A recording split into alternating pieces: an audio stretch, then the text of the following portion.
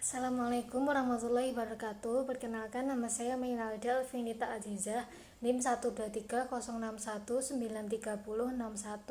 Di sini saya akan menjelaskan tentang teori psikoanalisis.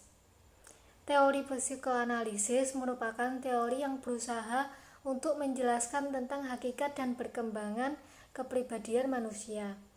Unsur-unsur yang diutamakan dalam teori ini adalah motivasi, emosi, dan aspek-aspek internal lainnya. Teori ini mengasumsikan bahwa kepribadian berkembang ketika terjadi konflik-konflik dari aspek-aspek psikologi tersebut, yang pada umumnya terjadi pada anak-anak atau usia dini. Psikoanalisis memiliki banyak hal untuk ditawarkan kepada pendidikan. Hubungan di antara mereka seperti sebuah perkawinan di mana kedua pasangan sadar akan kebutuhan bersama mereka, tapi tidak terlalu mengerti satu sama lain dan karena juga tidak mengerti akan namanya menyatu. Jadi tujuan-tujuan pendidikan yang dinyatakan berdasarkan analisis psikoanalisis adalah memberi tuntunan bagi pendidikan dan anak didik tentang apa yang hendak dicapai, kegiatan-kegiatan yang mereka lakukan, dan tentang kemajuan yang dicapai oleh anak didik. Pemahaman Freud tentang kepribadian manusia didasarkan pada pengalaman-pengalaman dengan pasiennya, analisis tentang mimpinya, dan bacaan yang luas tentang beragama literatur ilmu pengetahuan dan kemanusiaan. Pengalaman-pengalaman ini menyediakan data yang mendasar bagi evolusi teorinya. Baginya, teori mengikuti observasi dan konsepnya tentang kepribadian terus mengalami revisi selama 50 tahun terakhir di hidupnya. Meskipun teorinya berevolusi, Freud menegaskan bahwa psikoanalisis tidak boleh jatuh ke dalam elektisisme, dan murid-muridnya yang menyimpang dari ide-ide dasar ini segera akan dikucilkan secara pribadi dan profesional oleh Freud. Freud menganggap dirinya sebagai ilmuwan, namun definisinya tentang ilmu agak berbeda dari yang dianut kebanyakan profesi saat ini. Freud lebih mengandalkan penalaran deduktif ketimbangan metode riset yang ketat, dan ia melakukan observasi secara subjektif dengan jumlah sampel yang relatif kecil.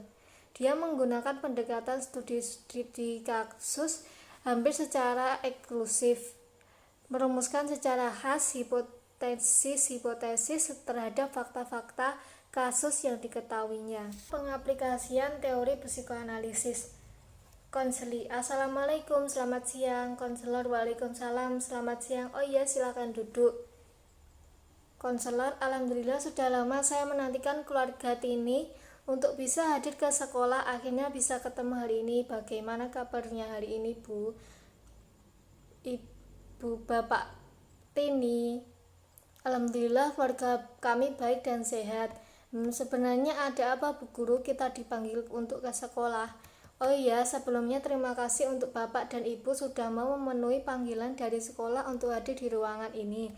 Apakah saya boleh meminta Ibu dan Bapak Tini dan Tono sebentar? Boleh, Bu, silahkan. Sih Tini waktunya, tapi ini kan lagi jam pelajaran. Apakah tidak ada jam yang masuk hari ini, Tini? Ada, Bu, tapi hanya pelajaran penjaskas. Oh, baiklah kalau begitu. Jadi apakah sekarang Tini sudah siap bertemu dengan Ibu dan berbicara beberapa hal? Iya, Bu. Ibu mau bicara apa? Oke, begini. Ibu, Bapak, Tini, dan Tono, seperti yang saya lihat dengan nilai hasil belajar Tini, semester pertama ini nampaknya hasil kurang baik, dan terlihat juga Tini sering tidak ada di sekolah. Apa benar begitu? Jadi Tini sering membolos. Di rumah dia pamit ke sekolah.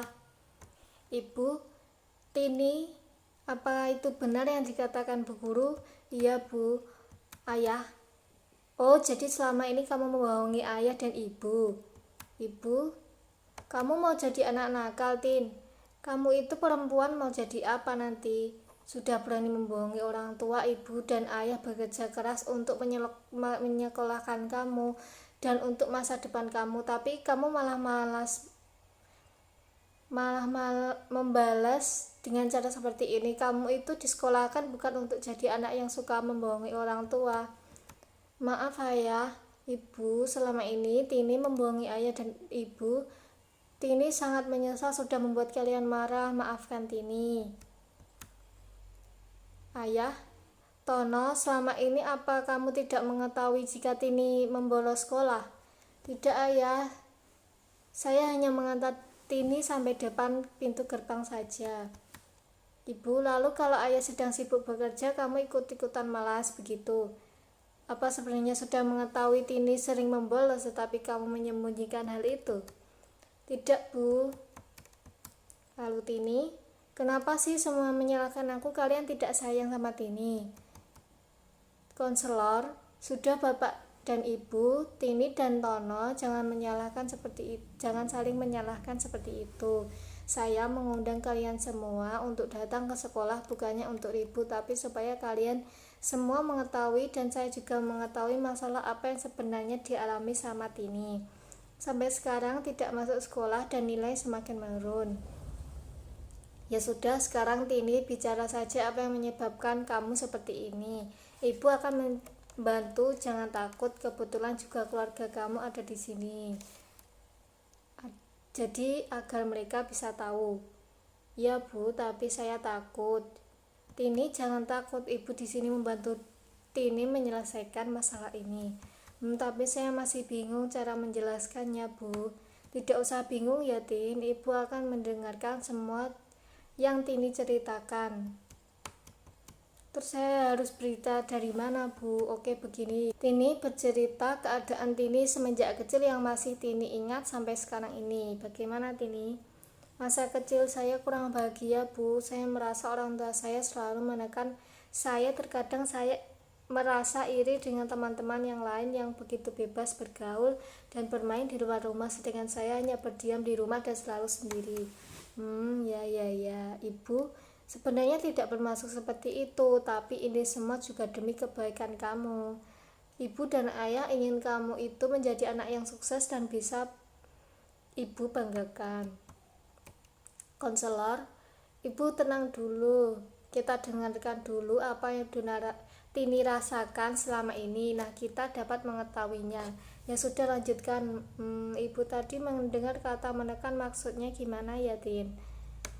Iya bu, orang tua saya selalu melarang saya ikut bermain bersama teman-teman saya. Terkadang saat saya memaksa untuk keluar, mereka langsung memarahi bahkan memukuli saya. Konselor, saya bisa merasakan apa yang Tini rasakan saat itu. Berarti dengan kata lain, sekarang Tini lebih senang menyendiri di rumah daripada beraktivitas di luar rumah. Tidak juga bu, justru keadaan saya sekarang ini yang sangat menyedihkan. Saya tinggal sendiri jauh dari orang tua saya. Apakah selama ini ibu mengetahui karakter anak ibu waktu di rumah seperti apa? Tini di rumah memang seperti itu, anaknya pendiam. Dia lebih suka menyendiri daripada keluar rumah. Oh seperti itu yang ibu tahu selama ini tentang Tini. Ya sudah, saya akan melanjutkan bertanya lagi dengan Tini. Ya bu, baiklah. Dari pembicaraan kita sampai saat ini, ibu sudah bisa menyimpulkan Tini merasa jenuh di sekolah, dan hal itu karena Tini hanya bisa menyendiri dan tidak mau bergaul, atau Tini bisa digolongkan anak yang mengisolasikan diri. Sehingga untuk menghilangkan kejenuhan itu, akhirnya Tini lebih memilih untuk berdiam di kos daripada harus turun ke sekolah mengikuti pelajaran. Dan karena Tini jarang turun ke sekolah, hal ini juga yang membuat prestasi belajar Tini menjadi kurang baik, serta itulah yang membuat semangat belajar Tini menjadi menurun.